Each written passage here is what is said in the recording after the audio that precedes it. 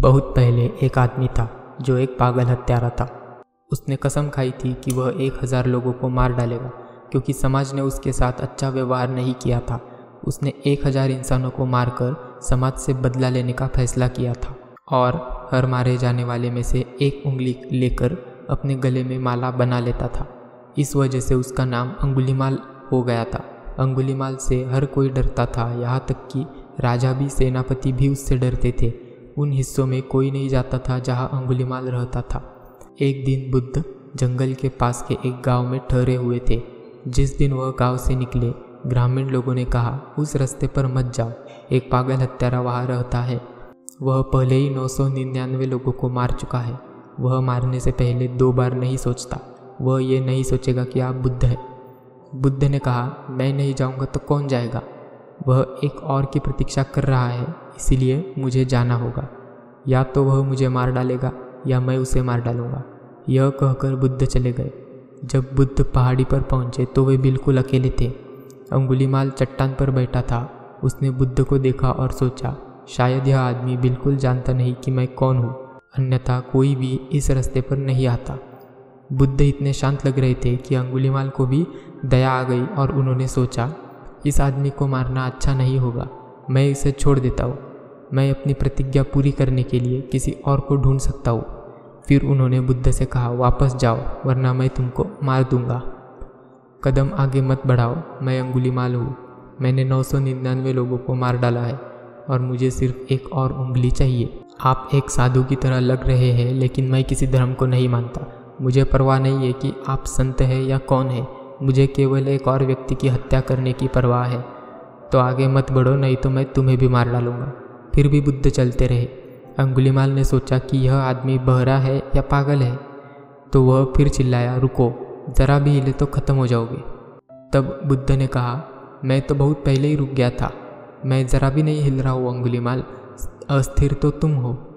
मेरे लिए कोई लक्ष्य नहीं है, मैंने अपना लक्ष्य प्राप्त कर लिया है, तो मैं क्यों अपनी जगह से हिलूँ? तुम चल रहे हो और मैं तुमसे कहता हूँ तुम रुको। अंगुलीमाल अभी भी चट्टान पर बैठा था। वह हंसने लगा और कहा, तुम सच में पागल हो।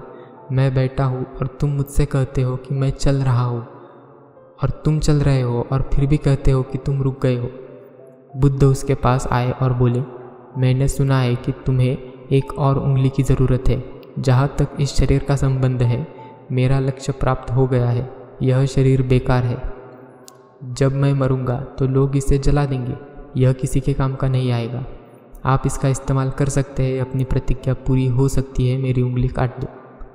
मैं जानबूझकर आया हूँ क्योंकि मेरे शरीर को किसी तरह इस्तेमाल करने का यह आखिरी मौका है, नहीं तो लोग इसे जला देंगे। अंगुलीमाल ने कहा, क्या कह रहे हो? मुझे लगा कि मैं यहाँ अकेला पागल आदमी हूँ।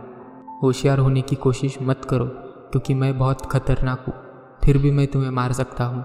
बुद्ध ने कहा, मुझे मारने से पहले एक काम करो, बस एक मरते हुए आदमी की आखिरी इच्छा समझकर इसे पूरा करो।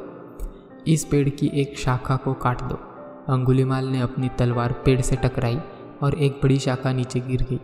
बुद्ध ने कहा, बस एक और बात, फिर इस शाखा को जोड़ दो। अंगुलीमाल ने कहा, अब मैं भली भांति जान गया हूँ कि तुम पागल हो। मैं काट सकता हूँ लेकिन वापस जोड़ नहीं सकता। बुद्ध हंसने लगे और कहा, जब आप केवल नष्ट कर सकते हैं और जोड़ नहीं सकते तो आपको नष्ट नहीं करना चाहिए।